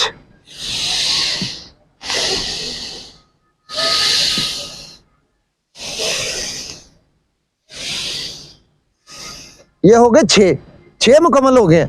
अब अपनी एड़ियां उठानी है, घुटने बाहर खोल के मैट से बाहर रख देने हैं, पाँव के तलवे मोड़ के हिप को अपनी एड़ियों पे रख देना है, और अंगूठे मिला के, शहादत की उंगलियां मिला के आपने इस तरह से अपना माथा और नाक जमीन पे रखना है कि आपकी हिप जो है ये ऊंची ना हो, हिप आपकी पाँव के ऊपर ही पड़ी रहे। तो ये मुद्रा लगाना है, डायमंड पोज। और ये देखें, मेरी हिप जो है मेरे पाँव पे पड़ी है। यहाँ आपने 15 भरपूर सांस लेने हैं, 15, और इसके बाद हाथों को सीधा करना है, सीधा करते जाना है, और इससे आपके कमर के मोरे खुलना शुरू हो जाएंगे और इन मसल की टोन जबरदस्त बढ़ जाएगी। यहाँ भी आपने 15 सांस लेने हैं। 15 सांसों के बाद आपने इनहेल करके उठना है, अत्तहियात बैठना है। अत्तहियात के बाद आपने पाँव सीधा करने हैं और जिद्दी बच्चा पोज करना है। ये बारी बारी एक एक टांग को नीचे मारना है। ये घुटनों के लिए बहुत ही लाजवाब। इससे पहले भी जो मैं खड़े होकर बैठ के कराई है, इनका ज्यादा असर घुटनों पे ही है। ये आपने मूव करना है कम से कम आधा मिनट, और आधा मिनट जो है दोनों घुटनों से वो जिद करनी है जो आप बचपन में किया करते थे। इसीलिए इसे जिद्दी बच्चा पोज कहते हैं। इसके बाद आपने पाँव को स्ट्रेच करना है 2-3 बार। इससे आपके घुटनों के जो टेंडन और लिगामेंट है और जो कैप्सूल्स हैं वो स्ट्रांग होंगे। 2-3 बार आपने पाँव को आगे और पीछे मूव करना है। यस, इसके बाद आपने आखिरी पोज इसका, इसे हम कहते हैं काकी मुद्रा। पाँव सीधे करने हैं, ये मुद्रा लगा लेना, ज्ञान मुद्रा, और मरीज को कहना है कि ये इस पोज में बैठे। अच्छा, अब इसमें बहुत से मरीज नहीं बैठ सकते, तो उसका क्या हल है? उसका हल ये है कि मरीज को जैसे ही इस पोज की तरफ लाएं, मैट को जल्दी से रोल करके मैट को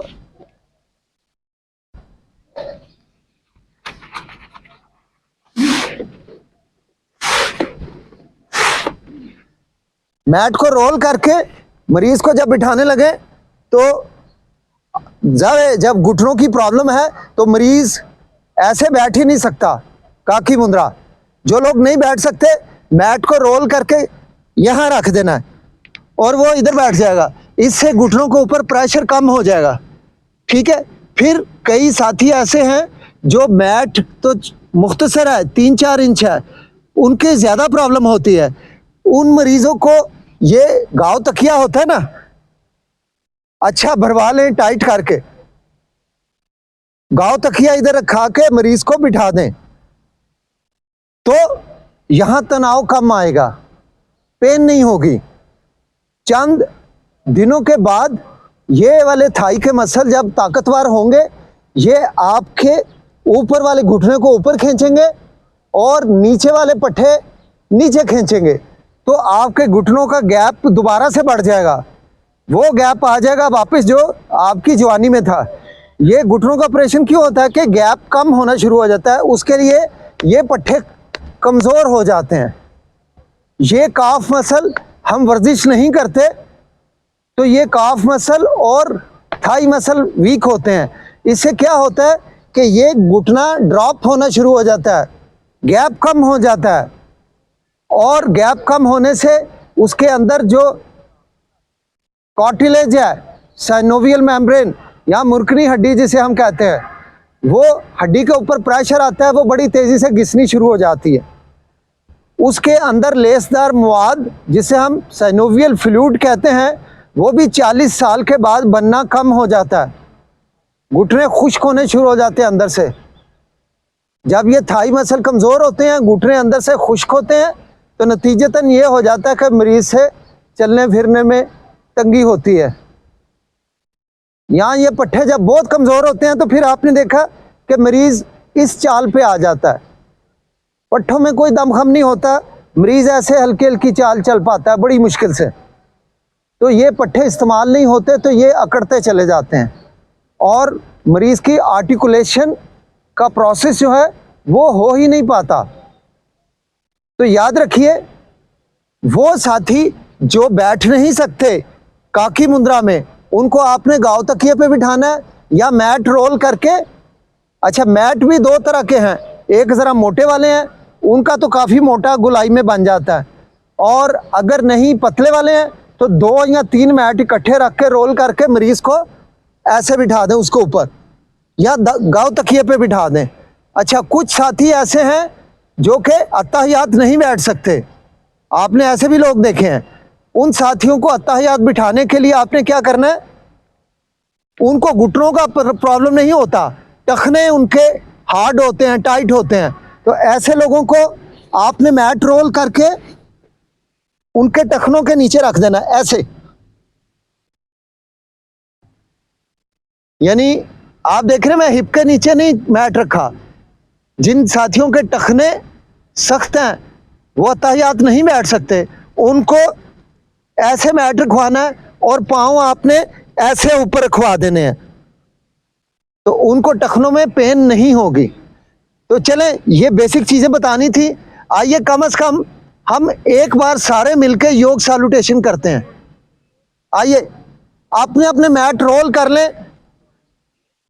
जिन साथियों के पास ब्लॉक है, आए थोड़ा मुख्तसर करने लगे हैं।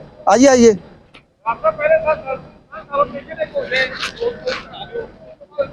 जी ठीक है ठीक है ठीक है, अच्छी बात है अच्छी बात है।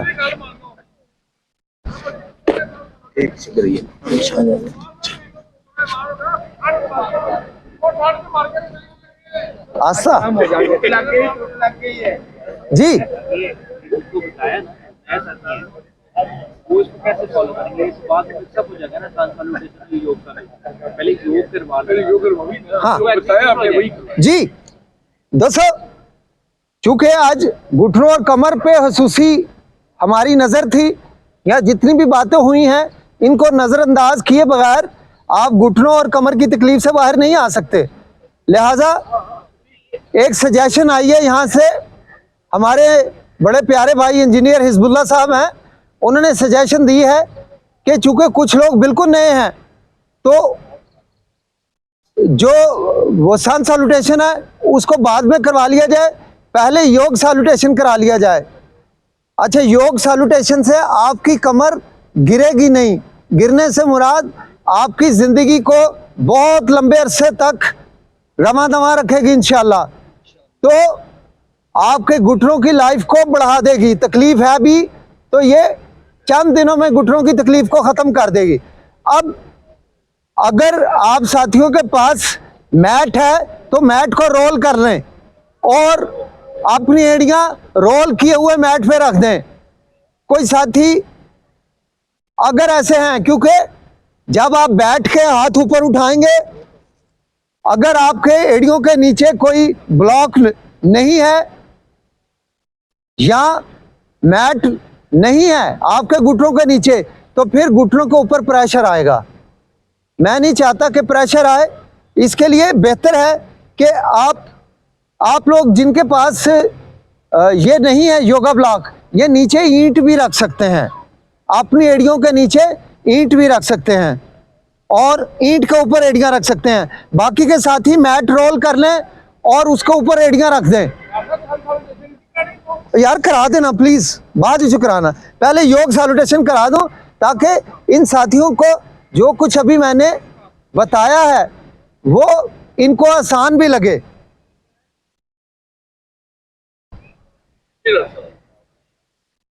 यहाँ कोई साथी ऐसा मौजूद है जिसे घुटनों की ज्यादा प्रॉब्लम है? हाँ मोहतरम, ये आप पीछे रख के ना एड़ियाँ इसके ऊपर एड़ियाँ रख दें। माशाल्लाह ये इंडोनेशिया भी जा रहे हैं जी। अच्छा, जमात भी आई है हमारी मस्जिद में। माशाल्लाह माशाल्लाह, इंडोनेशिया का सफर भी है इनका। माशाल्लाह माशाल्लाह, अल्लाह सुब्हानहू व तआला कबूल मंजूर फरमाए। अच्छा जी, अब आपने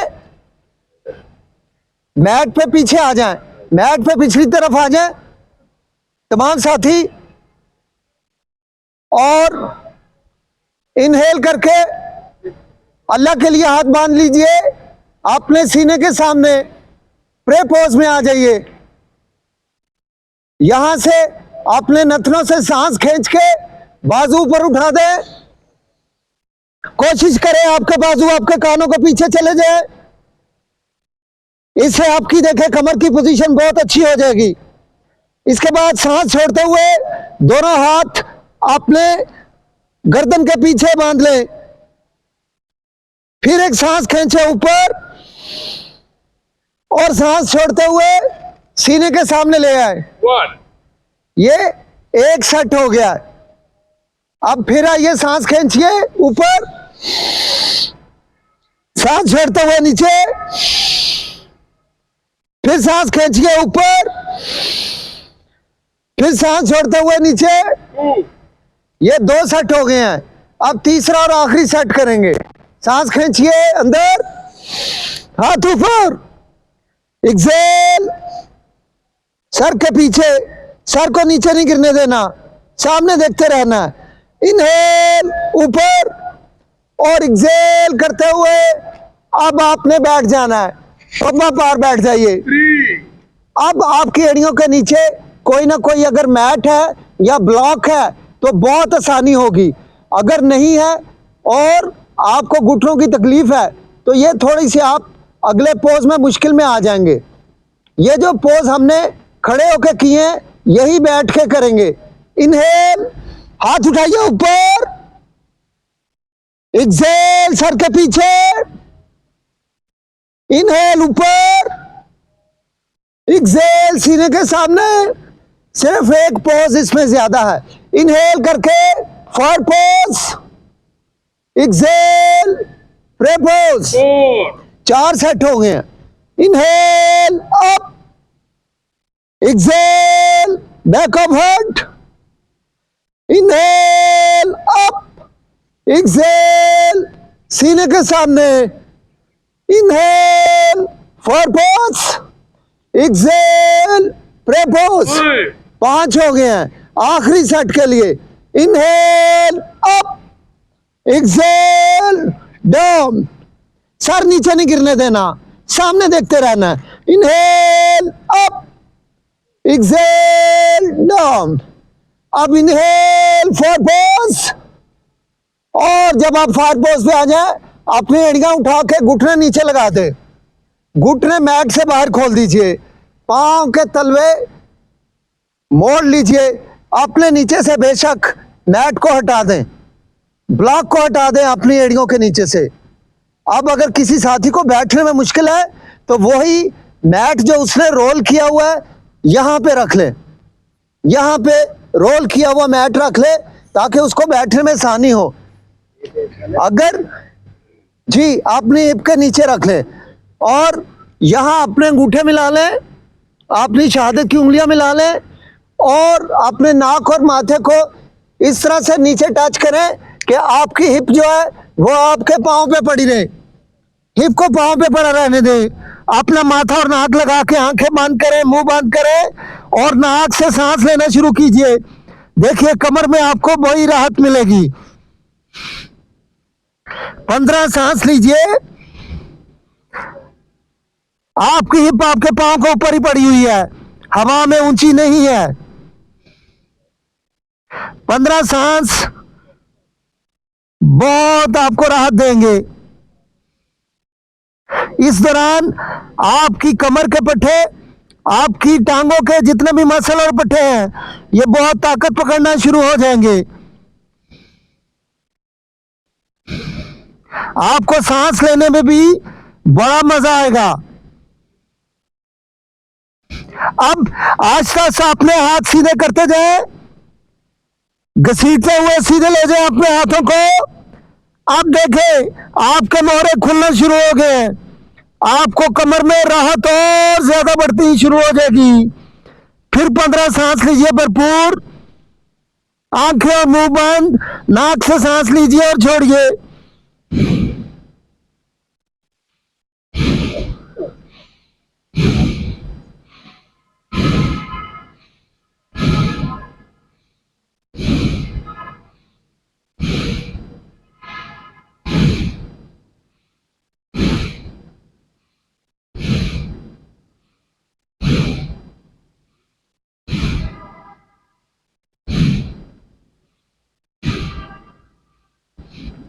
अब धीरे धीरे अपना चेहरा उठाए और अत्तहियात में वापस आ जाएं। यहां पहुंच के आपने अपनी लेग सीधी कर देनी है। नीचे से अपनी टांगे निकाल के लेग सीधी कर दें और दोनों हाथ अपनी कमर के पीछे कर दीजिए। इसके बाद अपने पंजों को स्ट्रेच कीजिए जैसे आप अपने पंजे जमीन की जानिब टच करना चाह रहे हैं। देखें ये घुटनों पे बहुत अच्छा असर आ रहा है, आपकी थाई के मसल पे और आपकी पिंडलियों के मसल पे बहुत अच्छा इफेक्ट आ रहा है। अब पंजों को अपनी जानिब खींचिए, पंजे अपनी जानिब खींचे। आप घुटनों की पिछली तरफ आपके जो बड़े मजबूत पट्टे हैं जो आपको कदम उठाने में बहुत मददगार है, उन पे बड़ा अच्छा असर आएगा। फिर पंजों को जमीन की जानिब स्ट्रेच कीजिए, फिर अपनी जानिब खींचिए। तीसरी दफा जमीन की जानिब स्ट्रेच और फिर अपनी जानिब खींचे। अब बारी बारी ये एक एक टांग से जिद्दी बच्चा पोज करें।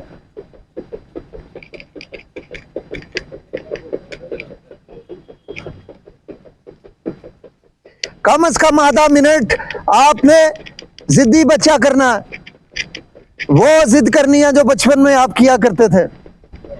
बचपन लौट आएगा, खुशी लौट आएगी, आसानी आपके पास लौट के आ जाएगी। जब 30 सेकंड हो जाए तो आप दोनों टांगों से करें जिद्दी बच्चा, दोनों टांगों से। आइए ताकत से कीजिए, ताकत से। आपके टांगों के अंदर खून की रवानी बढ़ती जाएगी, ऑक्सीजन की सप्लाई बढ़ती जाएगी।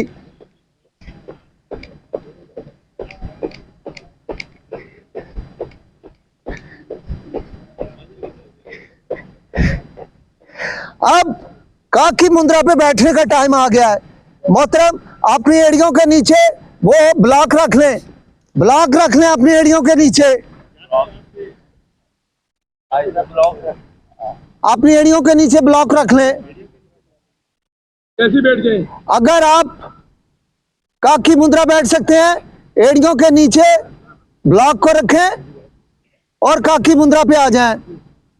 दोस्तों, ये वो काकी मुद्रा है जो आपके घुटनों को, आपकी कमर को इसके एड़ियों के पीछे रखें, इसको एड़ियों के नीचे रखें, दोनों एड़ियां इसके ऊपर रखें, दोनों एड़ियां, पाँव को क्लोज करें मोहतरम, हाँ दोनों एड़ियां रखें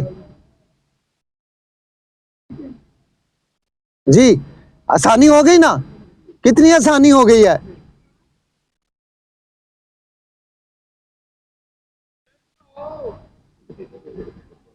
ये ज्ञान मुद्रा लगाना है और कम से कम 1 मिनट तक ऐसे ही बैठना है। इससे आपके मैदे के अमराज, जिगर के अमराज, गुर्दों के, लबलबे के, मसाने के, बड़ी आंत के, छोटी आंत के तमाम अमराज, उसको बहुत फायदा पहुंचेगा। खासतौर पे वो साथी जिनको भारा रहता है, जिनके साथ कब्ज का मसला है, अच्छा, इससे एक और बड़ा फायदा होगा। आप सारे साथी इस पोज में बैठे हैं, आप महसूस कर रहे होंगे कि आपकी कमर के ये नीचे वाले पट्टे इससे ताकतवर होते हैं, आपके घुटनों के पट्टे आपके मजबूत होते हैं। इसके बाद हल्का सा हाथ उठाए, शाबाश, वेरी नाइस, आपके पट्टे और मजबूत हो जाएंगे। पांव सीधे रखने लाजमी है। इसके बाद सांस खींचें और सीधे खड़े हो जाएं, सारे साथी सीधे खड़े हो जाएं। अब चल के देखिए, चल के देखिए जी, आपकी टांगों में कुछ नयापन आया ना, नयापन आया है। मैं आपको यकीन दिलाता हूं, इसके 3 सेट दिन में कर लें, 1 दफा या 2 दफा, चंद दिन के अंदर अंदर आपकी कमर की दर्द खत्म हो जाएगी, घुटनों की तकलीफ खत्म हो जाएगी और आपको ऐसे लगेगा, इवन आपने एक बार किया है, आपको लगेगा कि पुरानी टांगे उतार के अल्लाह ताला ने नई टांगे अता कर दी हैं।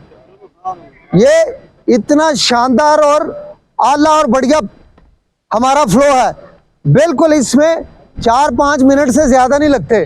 तो इसके शुरू में बेशक आप 1 कर लें, 1 सुबह शाम, इसको फिर अल्लाह ताला की तरफ से सानी आएगी तो दिन में 2 बार कर लें या 3 बार कर लें, तो यह सानी बढ़ती चली जाएगी इंशाल्लाह। फिर आपको कम से कम कोशिश करें आधा घंटा सूरज के सामने बैठें। विटामिन D3 हमारी हड्डियों के लिए बहुत ही ज़रूरी है। हमारी हड्डियों के लिए विटामिन D3 ये हमें अल्लाह सुब्हाना ताला मुफ्त देते हैं, बिल्कुल मुफ्त मिलती है। विटामिन D3 की जो अद्वियात हैं वो बहुत महंगी हैं और उनसे भी इतना फ़ायदा इसलिए नहीं होता कि वो फिर अद्वियात हैं, वो अल्लाह की नेमत का, सूरज की रोशनी से होने वाली हीलिंग का मुकाबला नहीं कर सकती। तो इतना पैसा खर्चने के बजाय मुफ्त वाले ट्रीटमेंट को लें, आधा घंटा इस धूप को एंजॉय कीजिए, आपको बहुत आसानियां मिलेंगी इंशाअल्लाह अल्लाह की रहमत से। अच्छा, मैं इनकी, आपका नूर आलम साहब, आपका इसमें ग्रामी इजाज साहब है? अच्छा, माशाल्लाह माशाल्लाह। आपने जब आप उठे हैं कुछ आपको बेहतरी महसूस हुई टांगों में? हुई है ना? आप यकीन जाने रोजाना कीजिए, आपका ये मसला जड़ से खत्म हो जाएगा, जड़ से। अल्लाह पाक ने आपको जिस राह पे डाला है, जो तौफीक नसीब की है, जिस सादत के लिए आपको चुना है, उसमें बड़ी आपको आसानी हो जाएगी। और इससे दोस्तों आपकी टांगों में नई खून की नालियां बनती हैं, तो टांगों के अंदर आपने वाज़ेह तौर पे महसूस किया होगा कि एक बेहतरी आई है। साथियों, अब हम, जैसे हमने योग सैल्यूटेशन का 1 सेट किया है, ये हमने मैट पे पीछे की जानिब आके करना है। अगर तो चाहते हैं तो इसी का एक और सेट कर लेते हैं, या फिर हम सन सैल्यूटेशन कर लेते हैं। ऐसा तो हम से ठंडा हो रहे थे, दुआ करवा रहे पुराना इसको कर लेते हैं, मुख्तसर कर लेते हैं, ठीक है। चलें जी, अपना मेरा हाल है माशाल्लाह, चूंकि मुझे इन पे इतना यकीन है कि मैंने कारी साहब को हमेशा, ये मेरी गुड बुक्स में रहे हैं, मेरे जितने भी शागिर्द रहे हैं आज तक, अगर मैं 5 शागिर्द कोई मोतब करूं तो अल्लाह की रहमत से कारी साहब का उनमें शुमार होता है। इसके लिए ज़बरदस्त। और इनके बहुत से पोस्ट जो माशाल्लाह मुझसे भी बहुत अच्छे हैं। इसी तरह हमारे जफर भाई हैं, ये भी माशाल्लाह बिल्कुल यंग बॉय हैं, बिल्कुल यंग बॉय हैं, बहुत आला। ये भी मेरे इंतहाई काबिल शागिर्दों में होते हैं। हर शागिर्द क्या होंगे, ये माशाल्लाह भरपूर उस्ताद हैं। काफ़ी मेरा ख्याल है हमारा टाइम हो गया, आप साथियों ने मेरा ले ज़िंदगी की और भी मसरूफियात होंगी। मैं कारी साहब को एक दफ़ा फिर और आप सबका बे इंतहा ममनून हूँ कि आप साथियों ने अपनी कीमती वक्त में से मुझे वक्त दिया, अपने आप को दिया, और दर हकीकत ये आप अपनी फैमिली को वक्त दे रहे हैं, क्योंकि आप फैमिली के सरबराह हैं।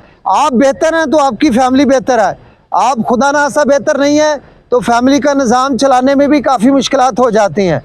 तो मैं इसी के साथ आप आज के योगा का अख्तिताम करता हूँ। कारी साहब से मैं इल्तमास करता हूँ कि वो थोड़ा सा जो इससे आगे का लाया अमल है या जो हमने मज़ीद अब करना है, कारी साहब उस सिलसिले में हमें जो हदायत देंगे हम इंशाल्लाह कोशिश करेंगे दिलो जान से उस पर अमल करें। माशाल्लाह हम सब हजरात को 100% दिली मुसर्रत है आज डॉक्टर साहब तशरीफ़ लाए, और जो इन्होंने आपकी रहनुमाई की है वो पोस्टर से बहुत आगे की चीज़ है। इंशाल्लाह पोस्टर्स आपके होते रहेंगे। आप तमाम हजरात से मेरी ये गुजारिश है कि आप कम से कम जो यहाँ पे योगा करते हैं या इसके अतराफ़ में करते हैं, जैसे ज़फ़र साहब हैं, भाई हारून साहब हैं, ये तमाम हजरात जो हैं वो संडे वाले दिन हर सूरत में मॉडल टाउन पार्क में 6:30 से 6:45 के दरमियान आप पहुंचा करें, ताकि आपको डॉक्टर साहब की सलाहियतों से, इनके मशवरों से, इनकी रहनुमाइयों से, शायद आज आपने जितनी बातें सुनी हैं आज तक आपने एक्सरसाइज के मैदान में ये बातें नहीं सुनी होंगी, और ये बातें आप चाहेंगे कि आपको हर मर्तबा नसीब हों, मिलें, तो आप संडे वाले दिन तमाम हजरात, हमारा ग्रुप हो या दीगर हो, वो तमाम के तमाम हजरात मॉडल टाउन पार्क में हाज़िरी दिया करें, ताकि डॉक्टर साहब की निगरानी रहे, नज़र रहे और आपकी सलाहियतों की हौसला अफजाई होती रहे। हम डॉक्टर साहब से भी और जितने हमारे भाई हैं इन तमाम से भी ये दरख्वास्त करते हैं कि गाहे बगाहे जब ये चाहें, जिस वक्त ये चाहें, ये इस वक्त आएँ और हमारी रहनुमाई भी करें, हौसला अफजाई भी करें, और अपने किसी एक ऐसे सेशन को हमारे साथ करें जिसमें ये तीनों सेशन जो हैं, पोस्टर्स के भी और उसके बाद पुराना याम के भी और उसके बाद मेडिटेशन के भी, तीनों के तीनों चीज़ें भी हम इंशाल्लाह इनसे सीखें यहाँ पर भी, और ये हमें करवाएं। और हम पुर उम्मीद हैं कि इंशाल्लाह आज ये तशरीफ़ लाए हैं, तभी तौर पर ये बहुत खुश नज़र आते हैं और हम इनसे ज़्यादा खुश नज़र आते हैं। इंशाल्लाह आइंदा भी ये जब चाहें, ये इनकी शाख है, इनकी ब्रांच है, इनका ये चश्मा है, कोई ग्राउंड का मुख्ताज नहीं है। जहाँ मर्जी होगा आप योगा करेंगे, हम योगा करेंगे, अपने अमराज वालों को योगा करवाएंगे इंशाअल्लाह उल अज़ीज़। और इस माहौल को घर तक, कमरों तक, मैदान तक, हर जगह तक, हम अपने मदरसों तक, इदारों तक इंशाअल्लाह इसको 100% फैलाएंगे और चलते फिरते रहेंगे। दुनिया में हम अल्लाह के हुक्म से किसी के मुख्ताज नहीं रहेंगे, वेंटिलेटर पे नहीं जाएंगे, चलते फिरते हुए, हंसते मुस्कराते हुए जब मौत आएगी तो इंशाअल्लाह इस तरह ही भागते दौड़ते कलमा पढ़ते हुए अल्लाह के पास चले जाएंगे। अल्लाह हम सबको अमल की तौफीक अता फरमाए।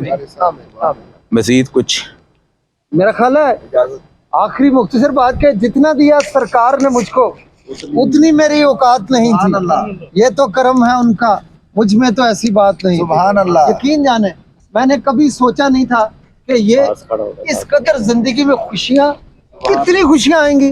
जूं जूं एज बढ़ती है लोगों के पास स्ट्रेस आते हैं, बीमारियां आती हैं, परेशानियां होती हैं। अल्लाह की ऐसी रहमत है योगियों पे और सब योगा करने वालों पे, दिन ब दिन जिंदगी में खुशियां बढ़ती चली जा रही हैं। हम अल्लाह की नेमतों का शुक्र अदा नहीं कर सकते। अब यही अल्लाह रब्बे कुमा तो कज़्ज़बान। तो साथियों आप सब आने का बहुत शुक्रिया। जितनी मोहब्बतें आपने दी हैं मुझे जिंदगी भर नहीं भूलेंगी। मुझे बहुत खुशी होगी आप अगर हर इतवार हमारे पास आया करें। आप इसको भी आबाद करें। आपने हर जगह नई से नई जगह बात करनी है और ये इसकी वो कहते हैं ना जी के लिया जाएगा तुझसे भी काम दुनिया की इमामत का। तो यहाँ से मुझे उम्मीद है, बहुत उम्मीद है, यहाँ से हमारे बहुत से भाई निकलेंगे जो जाके और पार्कों में एक्सप्लोर करेंगे और जैसे दीन की तबलीग होती है बिल्कुल ऐसे ही ये सेहत की तबलीग के लिए निकलेंगे और लोगों में इंशाअल्लाह वो खुशियाँ जो वो नेमतें जो अल्लाह अता करता है अल्लाह की रज़ा के लिए, हम सब की खुशियों के लिए वो आगे बांटेंगे इंशाअल्लाह। पाकिस्तान जिंदाबाद। इसके अंदर मैं एक आपको योगा का एक थोड़ा सा शेर सुना देता हूँ।